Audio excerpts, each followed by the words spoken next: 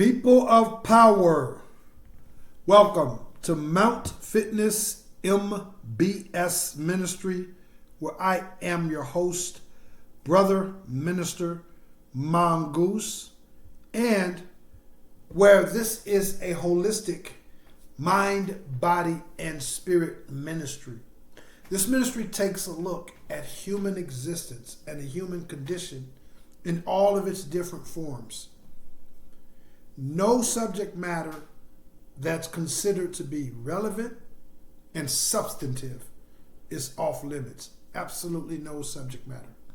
So whether it's about religion, politics, current events, personal development, personal accountability, conspiracy theories, world government, no subject matter is off limits.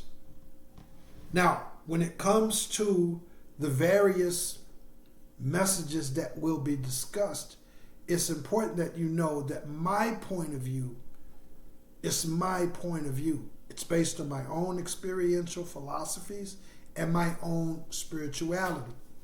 And I say that to say that you may not agree with my personal analysis and final assessments as it relates to the messages that will be discussed. But as long as you feel, and I'm faithfully confident that you will, feel and believe that all of the messages are relevant and substantive. And that's all that matters to me. Putting this information out there and getting people to think about it, to consider it, whether they agree with it or not. So that's important, guys. Do your own critical thinking, reach your own critical decision. Now, when it comes to the ministry itself, guys, this ministry believes that when a human being takes a holistic mind, body, and spirit approach to life, then that's the key to opening a door to a higher, more refined connection with this thing that we call the universe. Furthermore, it opens the doorway to one being able to achieve more clarity, more love, more peace, more joy, more authenticity, transformation, balance, and so forth and so on. Now, if anything I've said thus far sounds interesting to you, or if it totally resonates with you, then I invite you to watch a couple of videos. One of the videos is titled MBS Service Tutorial. That video is going to lay out the specific services that are offered by this ministry to help you achieve this goal of holistic mental, physical, and spiritual health and wellness. Please visit the physical fitness branch of the ministry located at mountfitnessmbs.com. Now, if you'd like some specific details about the ministry in terms of its origins and some very relevant information about myself, then please watch a video that's titled My Testimony and it's called My Testimony, and check that out. You'll find that may be very helpful to you. Disclosure and my testimony. If you have any follow-up questions, if you're interested in services, or if you'd like to schedule your initial consultation and evaluation in any or all of the services, I'll leave an email link down in the description box for you to do so. But having said that, guys, I want to thank you guys again for tuning in. We'll take right off into today's topic, which is a chapter 2 in an ongoing series titled Spiritual Authority. Now, if you haven't seen chapter 1, please check it out. I just kind of laid out why those of you whose hearts are in the right place, why it's imperative that you walk in your spiritual authority. It's imperative that you know that you're not the only one depending on that. It's imperative that you know that not just your friends, loved ones, and inner circle members are depending on that.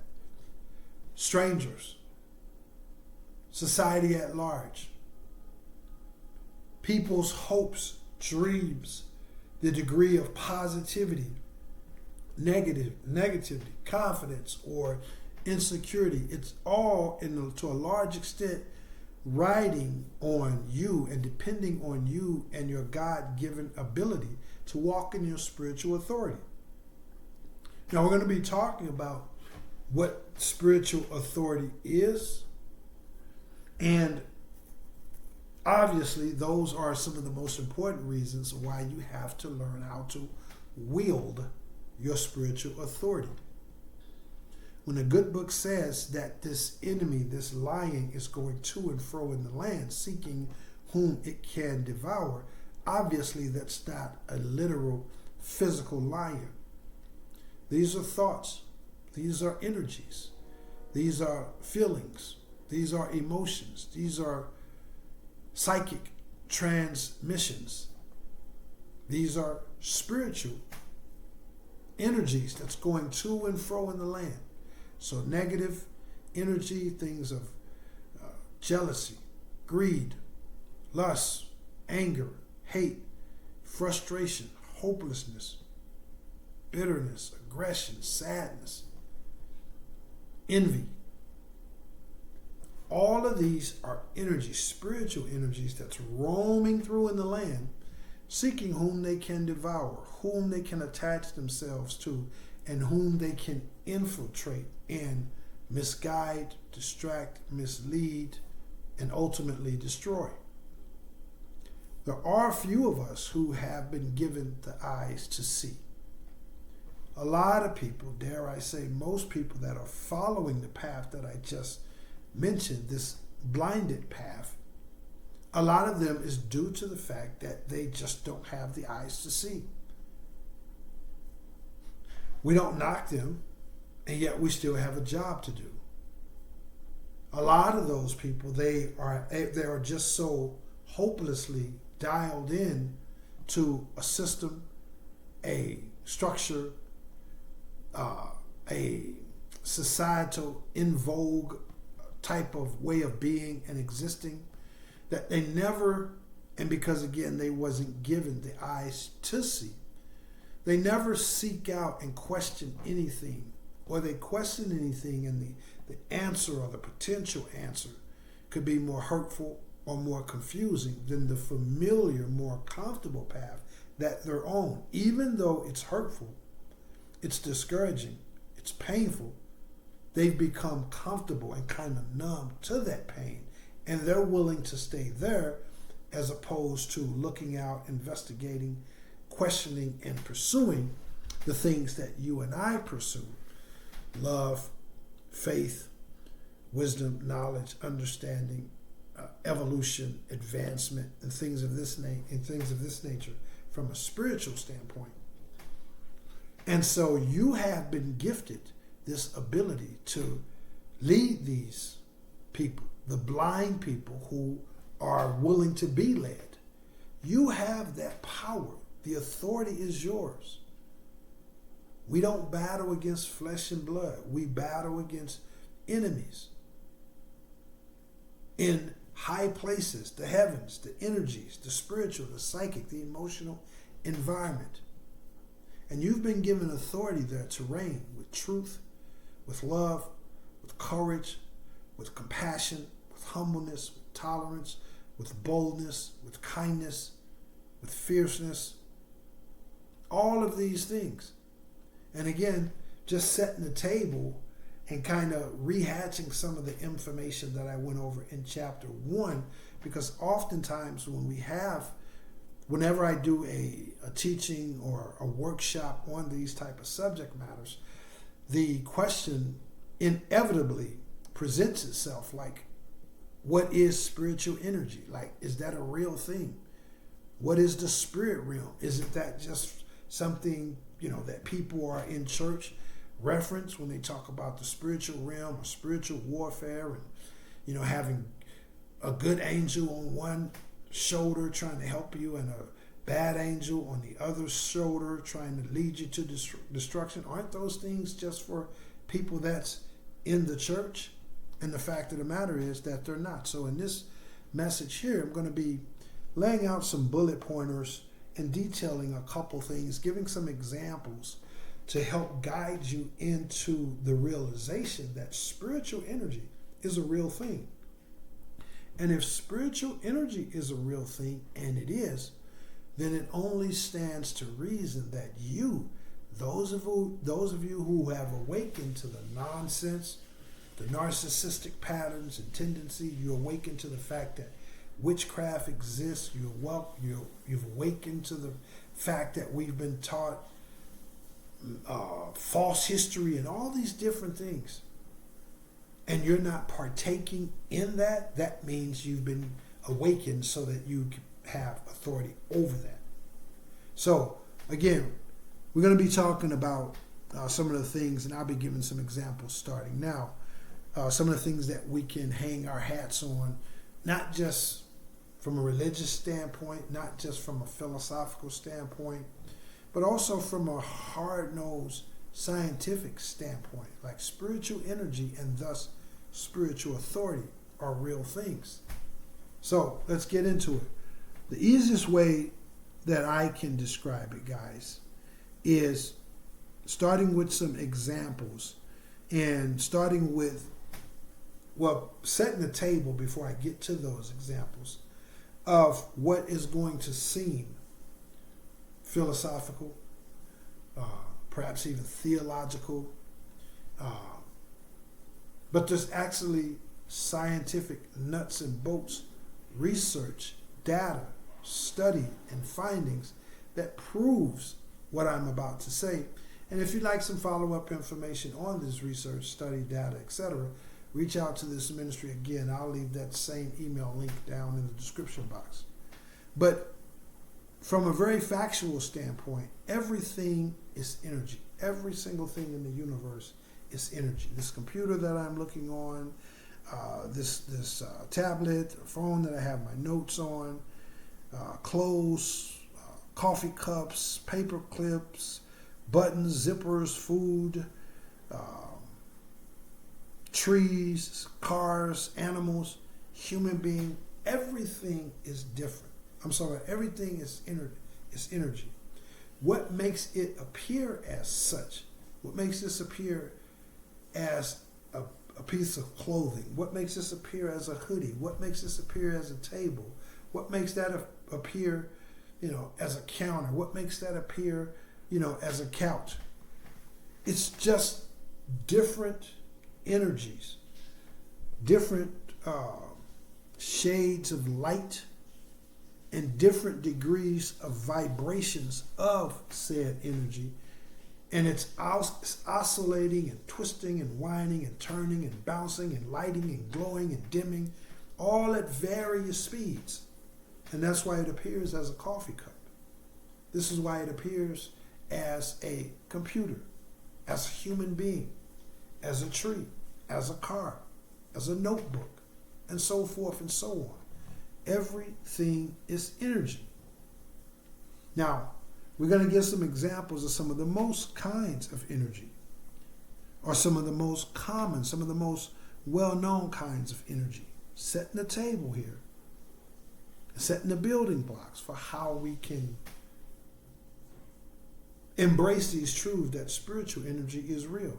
So a couple of the most common forms of energy is wind, solar, maybe hydro energy, electric energy. I'll touch back on those here in just a bit. But it's important that you realize or take note of, because you already realize that all of the energies that I just mentioned, electric, hydro, solar, wind, all of these energies are invisible. All of these energies are invisible. They can't be seen with the human eye. So that being said, at one point, because they weren't able to be seen by the human eye, at one point they went unbeknownst, unknown. Human beings didn't realize that they even exist. And at some point, if you go back far enough in history, those people would have laughed at you, mocked you, shamed you, probably thought you were some kind of witch or warlock or whatever. They would have thought you were crazy had you told them that some of these energies or any of these energy exist, depending on how far back you travel. And yet those energies were in existence all the while. It's just that they wasn't aware of them. They wasn't aware of them. You couldn't tell them that, hey man, you see that river running over there? It's creating a certain force, and there's energy coming off of that force that we can use to build things, to shape things, to mold things, to power things. Again, they would have thought you were crazy, and yet that energy was there all along. So these energies are invisible energies. Stay with me. Now, all of these energies that I just mentioned, invisible or not, they all can be harnessed, tapped, channeled, and used. Every single one. And in today's society, just based on the fact that humans have evolved, we've become aware of the fact of what I just said. Hey, there's power coming off that running water. There's power coming off that rays of the sun. There's all these different powers that now, these energies that now that we are more awakened and more technologically advanced, or even more spiritually awakened and aligned, we know that we can tap into and use these energies for our own benefits, to build things, to shape things, to power things. Now, just like those powers, being invisible, been there all along, can be tapped and used, the same is true when it comes to your spiritual energy. Doesn't require you to be aware of it. The cowboys, the people back in the castle days, and so forth and so on, that energy was in the ether, in the spirit realm. It was in existence all along. And it didn't require them to know about it. Just like 2 + 2 = 4. That was the same thing before you got here, before you learned how to hold your head straight as a new baby, before you learned how to crawl, before you learned your first day of school. 2 + 2 was still in existence. It's going to be in existence long after everybody's gone. It's the same thing when it comes to the truths about your spiritual energy. It doesn't require you to be aware of it, but it's there. And it can't be seen, but it can be tapped into and used. The powers that be have always known this, guys. This is getting a little bit philosophical, esoteric, and yet the truth remains. The powers that be have always known the truth about spiritual energy and the fact that it can be harnessed, used, channeled, manipulated, etc. The good thing for us is that so have our ancient spiritual family members. They too have been aware of this. And they have been aware of it prior to it being proven by science. Science is actually trying to catch up with spirituality. Things that our spiritual family members have been saying for ages. The mystics, the shamans, the theologians, the Tibetan monks, the philosophers, all of our ancient spiritual brothers and sisters have been aware of the fact that spiritual energy is a real thing. I'm going to talk about what makes up this spiritual energy. And it's kind of segregative, or it kind of reflects back on what I mentioned at the beginning of this chapter and what I mentioned in chapter 1. The power to change things, to influence things, to heal, to help, to encourage, to inspire, to lead, to gather, to unite. It's all can be done by this spiritual energy, just like just like some of the other energies that I mentioned, excuse me guys, pardon me, which I'll speak back to them here in just a minute. But there's some benefits to it. It's not just that it's there. Now, I want to be careful to say that this spiritual energy, there's some nuances to it.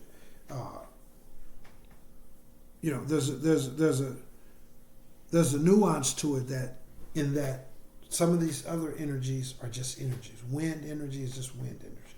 Solar energy is just solar energy. But when it comes to spirit energy, a spirit energy or spiritual energy, there's a couple different components of it, guys. And that is that a spirit in and of itself can be a spirit, like in the form of a person. So you may get somebody who's demonically possessed. You may get somebody who's filled with the Holy Ghost. So those are just some examples of how a spirit, it's not just an energy, but it also can be like a spirit, a demon, an angel, etc., etc. A spirit can also be presented in the form of like a form of existence, not just a embodiment of that energy like a demon or an angel, but it could be considered more or less like a actual place, a location, if you will. So say, for example, the spirit realm. It's a real place that a person can go through. And without getting off topic, mystic sages and some of our ancient spiritual brothers and sisters believe that when we go to sleep at night and we dream, that's where we travel to, the spiritual realm, the spirit world. So it can be a person, it can be expressed to a person, it can be an actual location, but ultimately it's still just a different form of energy. It's still just a different form of energy. It can't be seen, but its presence can be verified. Just like wind. You can't see wind. You can't point out your window or be walking down the street and say, there goes wind. Look over there, there's wind. No, you can point to some of the manifestations of wind, some of the things that wind causes, and that can let you know it's windy over there. Whether it's a flag blowing, paper blowing down the street, whatever the case may be, you can say it's windy over there or it's windy outside, but you can't see wind. Tying all this in, if you guys are really, really with me here, we're tying all this in to spiritual energy. It can't be seen either. You can't just point to it, even though you can say, that person has maybe a demon in them, that person has the Holy Spirit in them, and so forth and so on. And you can say, hey, the astral or the spiritual realm, etc., etc. You can't point and say, hey, there goes spirit. There goes spirit. Just giving you guys some foundational truths, just in case you come across somebody, or just in case you encounter some self, introspection or dialogue with yourself, or whatever. Somebody tried to tell you that spirit is something for people just in church. No, is wind just for something that's in church. This is a real energy, spiritual energy, and you have been given spiritual authority. Now, so just like solar energy, you can't point to solar energy. There goes solar energy. Look at it. It's over there in the corner. Hey, look, it's going across the sky. You can't point to solar energy, but you know that it's there because you can see maybe something's getting hot, something's getting warm, something's getting burnt just from being out in the sun. There's solar energy. Same thing when it comes to electric energy. You can't point and say there's electric energy. You might say, oh, there's lightning. That's a manifestation of electric or electrical energy. You can turn on your lights and say, hey, there's energy going through there, or somebody, put their foot in some water and some electrical energy is gains access to that water. They get shocked, and you can see the ramifications, or you can see the physical expressions of those energies. And the spiritual energy, you verify that in some of the ways that I mentioned. You know that spiritual energy is real because whether you believe in ghosts or not, maybe you don't, but you've heard stories, and some people out there actually believe in ghosts. Perhaps some people can tell you that they've seen a ghost or a spirit. That's the manifestation. That's the proof, the visible, verifiable proof that spiritual energy is real. Some people may say they've been in haunted houses. Some people, again, can say someone is possessed with a demon. Whether you believe in that kind of stuff or not doesn't require your belief, but movies like The Exorcist and real world exorcisms, these are real because there's a spirit that's at work, and that spirit can be either a positive or a negative spirit. So we can see the works of spiritual energy being a real thing. There's a story in the Bible that Christ cast out demons from some people, and the demons left the people. The spirit, left the people and ran into the swine, ran into the pigs, and the pigs started going haywires and bananas and coconuts as a result of that spirit having entered into them. Point being, don't let nobody tell you, don't convince yourself that spiritual energy isn't real or it's just for church folk. These are real energy, just like solar, hydro, electric, and so forth and so on. There was a spiritual energy that caused Christ to be able to walk on water, for Moses to be able to spread and part the Red Sea, for Elijah to outrun, a chariot of horses. These are spiritual energies. You have a spiritual energy in you. And this spiritual energy is made up of, just as I mentioned earlier, if not, I think I may have hinted at it in this message, but in chapter 1, I'm pretty sure I touched on it, but this spiritual energy is made up. It's composed of your thoughts, your feelings, your emotions, even your intentions, and ultimately it's manifested in your actions. But it starts with your thoughts, your feelings, your emotions, and your intentions. Can't see them, but you know they're there. You know they're there because you had a thought and then you acted or chose not to act on it. You had a feeling, you got excited, or you became downtrodden. You had an emotional, spiritual encounter. And this is that roaring lion going to and fro in the land, seeking whom he can devour. It's these negative energies, these destructive, these counterproductive, these dark energies that are going to and fro in the land, and again attaching themselves to people, and people having their thoughts, their intentions, their emotions all being essentially dark, based on jealousy, greed, and lust. And so if you're ever wondering why you feel so horrible sometimes throughout your day, when you're in the workplace, maybe you're in a toxic relationship, maybe it's your neighborhood, whatever, and you're wondering why sometimes you just feel horrible, like you may didn't wake up that way, or maybe you did, but whether you did or didn't, it's exasperated. It's brought to the spotlight when you're around certain people, when you're in certain environments. This is that negative energy that's dominating that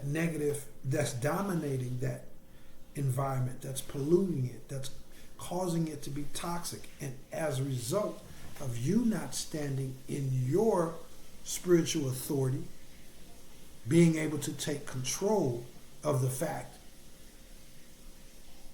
that you have the knowledge that, hey, my thought is a form of energy. My emotion, that's a form of energy.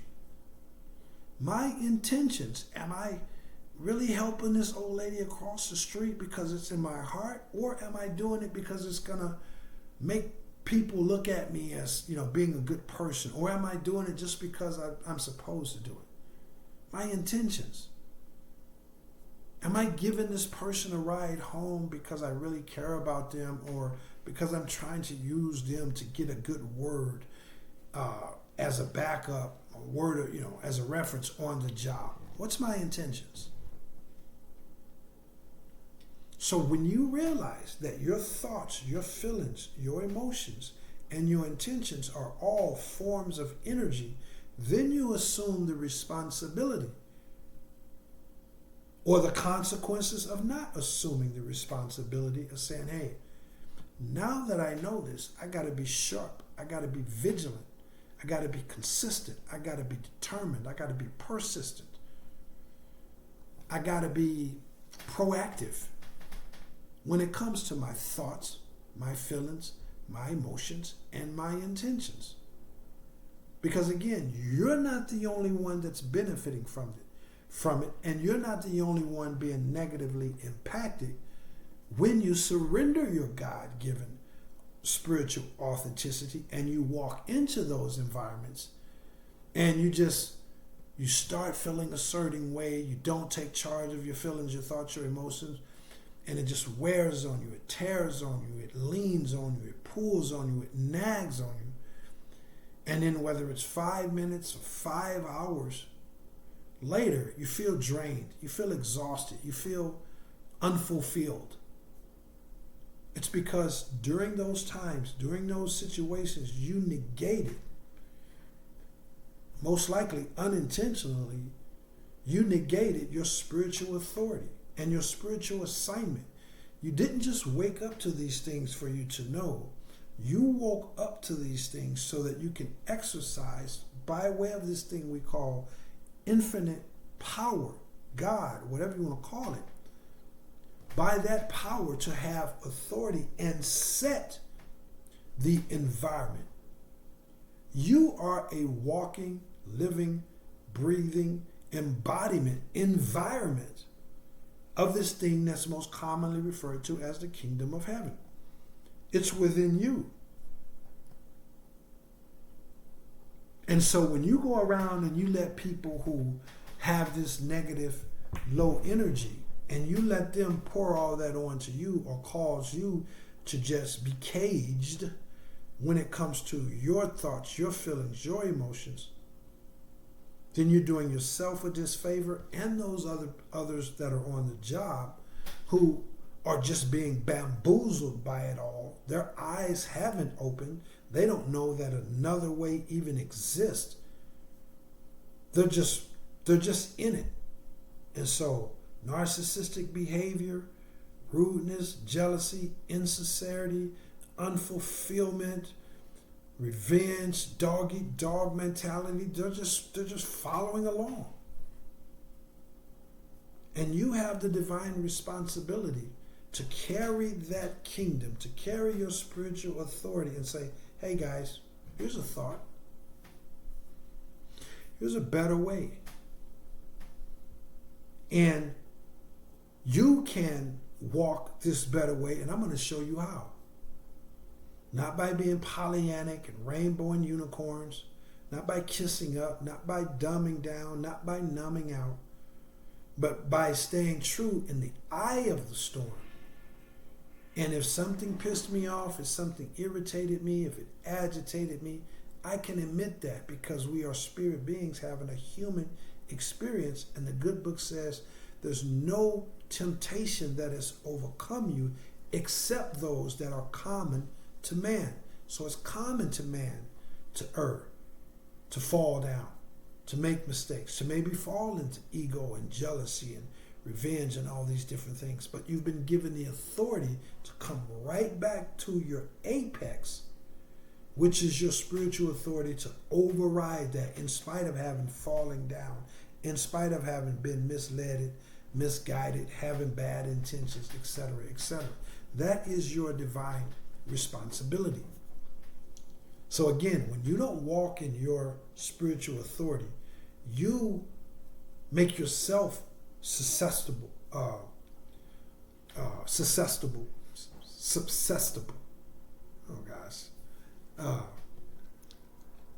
to being victimized, to being taken advantage of, to being overrun, to being cornered, to developing a victim mentality. It's all in the energies that's being directed and projected your way. Thought is a form of energy. And someone can, the mind, as I wrap this up, the mind is both a sending and a receiving station for thoughts. So this toxic lion that I mentioned, seeking whom it can devour, it's sending out into the universe, all across the ether. Sometimes you can just walk out of your door. You can be feeling great and then just go to the office and then just go to the bathroom and walk out of the bathroom like somebody smacked you across your face. Your energy just changed all of a sudden. It's easier to catch someone's negative energy than it is to catch their cold. It's easier to catch someone's negative spiritual energy than it is to catch their physical germs and cold. But you have been given the authority. So now the question is, what are you going to do? Are you going to wake up and take responsibility and authority over your thoughts, your feelings, and your emotions? Not in a robotic, computerized way where you have to deny or run away from your emotions, hurt, pain, sadness, frustration, anger, whatever. Because you can't conquer it by running away from it. But being able to stand in the middle of the storm and say, yeah, I made a mistake. Yeah, that hurt. Yeah, that person let me down. Yeah, they're talking about me. Yeah, I didn't get the job done on time, whatever it is. And to embrace and harness those emotions and see them for just as they were, a unit of energy or units of energy that you have been given spiritual authority over. And this is where things like prayer, meditation, fasting, fellowship, acts of random kindness, acts of self-love, acts of forgiveness, sound therapy, water therapy, spending time in nature, spending time with the hobbies that really, really keep you upbeat.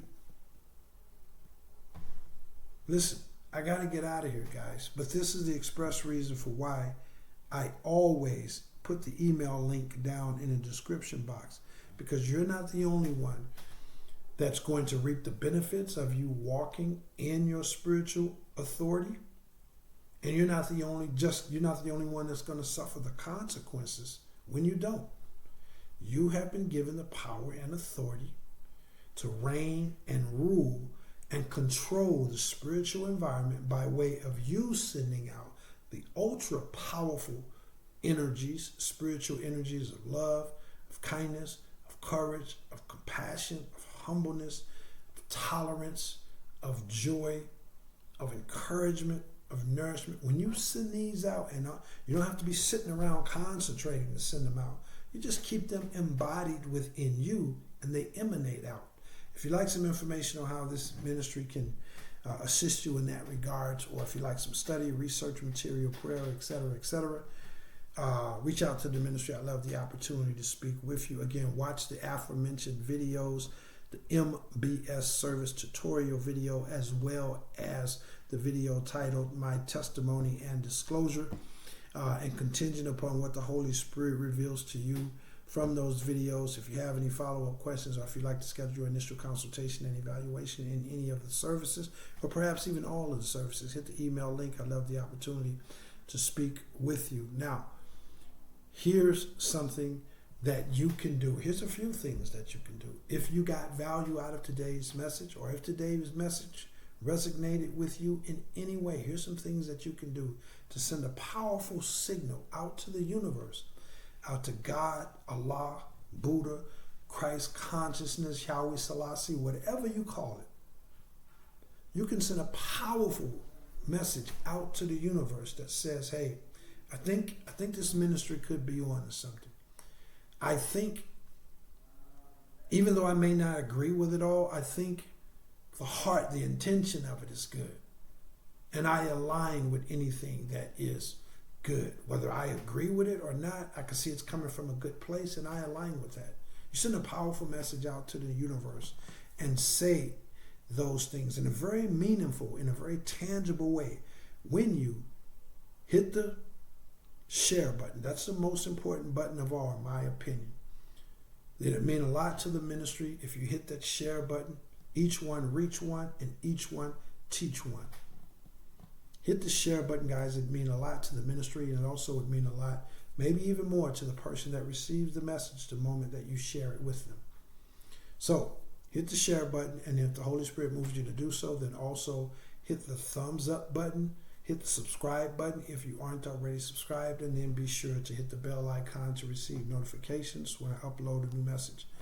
Additional ways for you to, an additional way for you to send out a powerful message to the universe that you think this ministry could provide value in someone else's life is to make a monetary donation. I'll leave a Cash App link down in the description box for that. And it's not about giving or hitting the subscribe, or doing any of those things in and of itself. It's about the message that you send out to the entire universe. So if you contribute $1 or $100, that message is going to reverberate throughout the entire cosmos, and the universe will be able to pour more back into people like me, you, this ministry, and others when it comes to people whose hearts are in the right place and are trying to do something to inform, to share, to encourage, to enlighten, to motivate, to hold accountable, etc., etc. So do those things if you would, please, and remember that in whatever way you choose to show your thanks, your support, your love, your generosity to this ministry.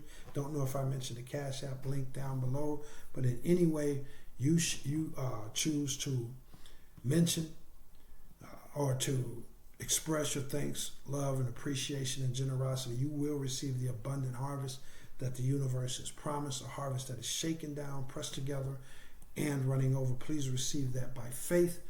And remember, this is a holistic mind, body, and spirit ministry.